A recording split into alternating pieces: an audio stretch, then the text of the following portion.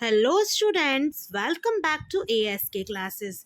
Students, यहाँ आपके सामने है एक अभ्यास प्रश्न पत्र जिसका कि सेट क्रमांक 1 यहाँ पे हम इस वीडियो में कवर करेंगे।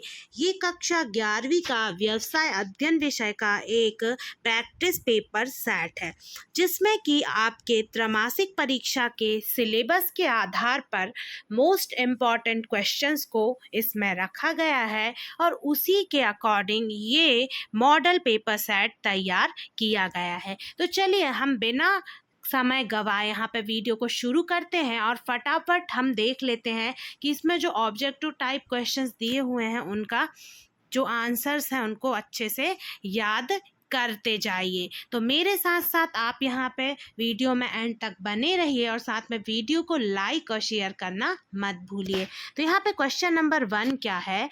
क्वेश्चन नंबर 1 है सही विकल्प चुनकर लिखिए। इसका जो पीडीएफ है वो आप डिस्क्रिप्शन बॉक्स से डाउनलोड कर सकते हैं। यदि कोई भी प्रॉब्लम है तो आप इसका स्क्रीनशॉट ले सकते हैं। तो चलिए हम यहाँ पे शुरू करते हैं। निम्नलिखित में से उद्योग में क्या शामिल है? तो इसका जो आंसर है उसमें ये देखिए कि यहाँ पे कोई भी उद्योग मेंशन नहीं किया गया। यहाँ पे द्वितीयक उद्योग हो जाएगा। द्वितीयक उद्योग में क्या शामिल है, ये एक प्रश्न इसका होगा। तो इसका उसे आधार पर जो आंसर होगा वो होगा इमारतों का निर्माण। फिर है क्वेश्चन नंबर 2, वाणिज्य में क्या शामिल है? तो आप कंफ्यूज मत होइए। वाणिज्य में है विक्रय तथा क्रय एवं समस्त ऐसी गतिविधियां जो व्यापार में सहायक हों, ये कहलाती हैं वाणिज्य। फिर है क्वेश्चन नंबर 3, भारतीय रेलवे डाक तार विभाग किस प्रकार के उपक्रम है? तो ये इनका उत्तर हो जाएगा विभागीय उपक्रम। फिर है प्रश्न क्रमांक 4, सेवाओं के प्रकार हैं। तो इसका आंसर हो जाएगा यहाँ पे उपयुक्त सभी, क्योंकि यहाँ पे व्यावसायिक सेवाएं, व्यक्तिगत सेवाएं और सामाजिक तीनों ही प्रकार की सेवाएं होती हैं। फिर है क्वेश्चन नंबर 5, भारत का केंद्रीय बैंक है। तो reserve bank of India RBI जो है वो भारत का केंद्रीय बैंक है।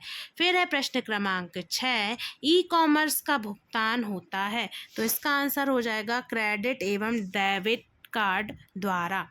अब हम आगे बढ़ते हैं और देखते हैं प्रश्न क्रमांक 2, रिक्त स्थान की पूर्ति कीजिए। अब इसमें पहला है ई व्यवसाय मुख्यतः भुगतान खाली स्थान से होता है। तो इसका जो आंसर है वो हो जाएगा क्रेडिट एवं डेबिट कार्ड के द्वारा। पहले खाली स्थान का आंसर यही होगा। दूसरा है बीमा एक खाली स्थान व्यवस्था है। तो इसका हो जाएगा जोखिम प्रबंधन व्यवस्था है, क्योंकि हमेशा जोखिम को रोकने के लिए ही बीमा का उपयोग किया जाता है। तो ये जो व्यवस्था है ये आ जाएगा जोखिम प्रबंधन व्यवस्था है। ठीक है। उसके बाद फिर तीसरा है विश्व बैंक एक। तो यहाँ पे तीसरे का आंसर हो जाएगा विश्व बैंक एक अंतर्राष्ट्रीय बैंक है। अंतर्राष्ट्रीय बैंक इसका आंसर हो जाएगा। ठीक है। उसके बाद फिर हम आगे जब बढ़ेंगे और देखेंगे चौथे का, वस्तुओं का उत्पादन किया जाता है जबकि सेवाएं। तो चौथे का जो आंसर हो जाएगा जबकि सेवाएं निष्पादित की जाती हैं।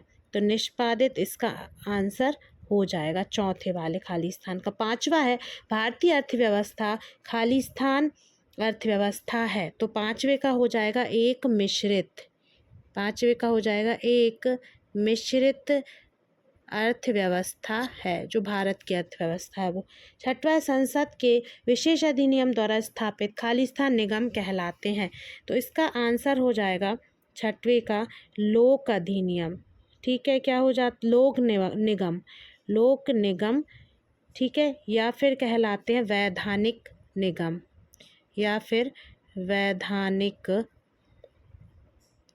निगम। ठीक है। तो या तो लोक निगम कहलाते हैं या फिर वैधानिक निगम कहलाते हैं। फिर उसके बाद है यहाँ पे सातवां, निजी कंपनी में न्यूनतम सदस्य संख्या खाली स्थान होती है। तो इसका आंसर हो जाएगा 2 होती है। तो यहाँ पे आपके खाली स्थान कंप्लीट होते हैं। अब हम आगे बढ़ते हैं। तो यहाँ नेक्स्ट क्वेश्चन है, क्वेश्चन नंबर 4। एक वाक्य में आपको उत्तर देना है। पहला क्या है, सहकारी समिति को किस अधिनियम में अधिकृत होना चाहिए? तो इसका हो जाएगा सहकारी समिति अधिनियम। सहकारी समिति अधिनियम 1912 पूरा आपको लिख देना है। क्या? सहकारी, ठीक है, समिति अधिनियम 1912। उसके बाद फिर है क्वेश्चन नंबर 2। पार्षद सीमा नियम में कितने वाक्य होते हैं? तो इसका आंसर हो जाएगा 6 वाक्य होते हैं। फिर उसके बाद है प्रश्न क्रमांक 3। सेल का पूरा नाम क्या है? तो सेल का जो पूरा नाम है वो है steel authority of India limited. क्या होगा इसका पूरा नाम? Steel authority of India limited.